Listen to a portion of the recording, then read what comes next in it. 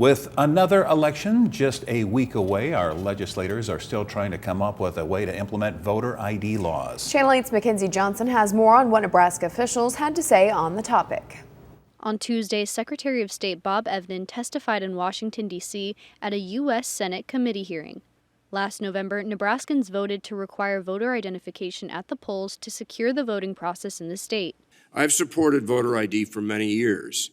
Our state legislature is now working on legislation to implement this new voter ID requirement.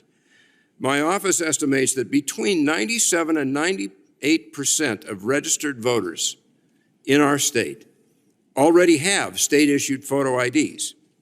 I am confident that effective legislation will be passed that will carry out Nebraska's new voter ID constitutional requirement without disenfranchising any legitimate voter. Senator Deb Fisher, who was on the committee that Evnen testified before, agreed with him on the premise of leaving election decisions to each individual state. This is what our founding fathers intended.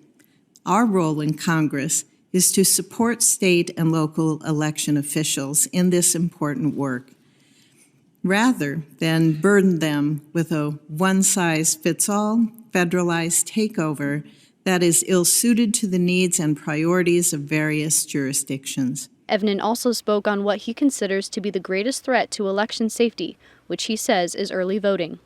One of the greatest challenges to election security grows out of the increasing availability of early voting.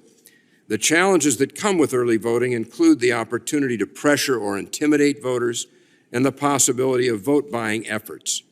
The potential for this sort of fraud is intensifying as these early voting methods become more ubiquitous. Reporting in Lincoln, Mackenzie Johnson, Channel 8 News.